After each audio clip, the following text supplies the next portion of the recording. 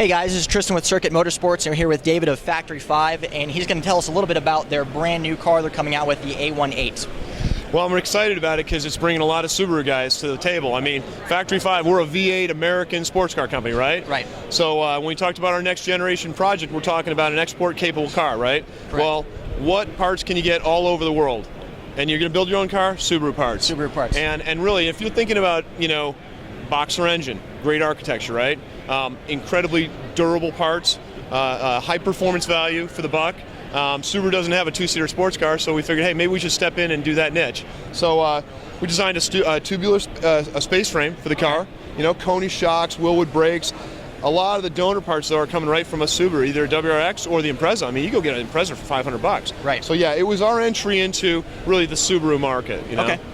Yeah, so you've got a lot of flexibility there because you can choose basically which car you want to get parts from and what price point you're going to be at. Right on. I mean, the car's 1,800 pounds. Right. The name of the car is the 818 right now. Some guys say 818. But I mean, for me, 1,800 pounds, even an Impreza with 165 horse is going to be a rock star car, right? Right. And so we have three platform plans for it. We got a track model with a cage. We got an affordable roadster. And then we have a high mileage variant that's probably going to be another year or two. Okay. But the cool thing about this car, and I'll tell you, Subaru guys already know this, the running gear is rock solid. It's Right. a lot like the old Mustang 5.0 stuff. You couldn't kill it, right? So now, unleash that hardware in an 1,800-pound chassis, super stiff, and you're going to have a rock star car.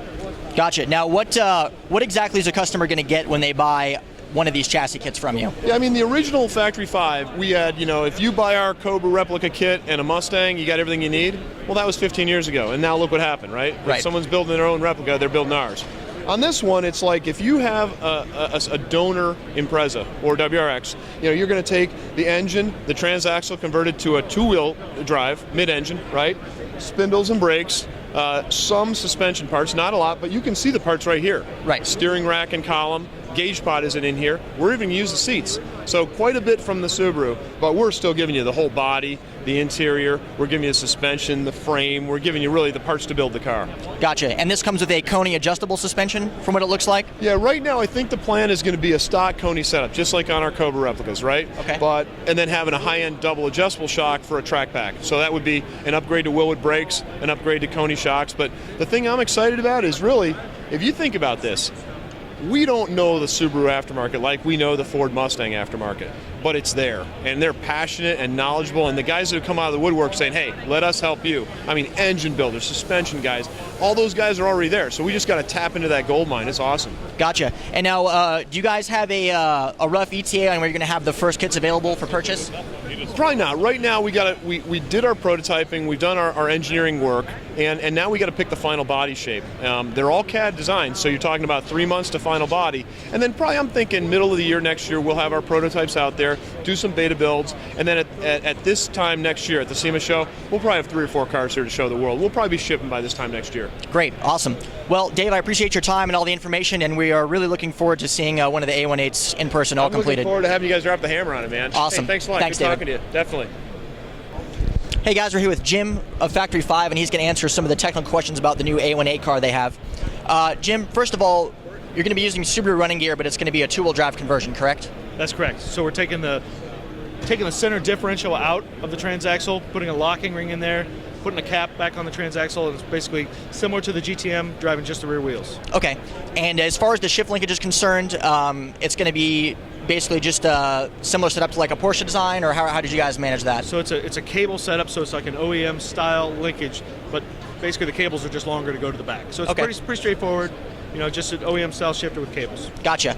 And as far as the intercooler, I think a lot of guys are going to have a question about this.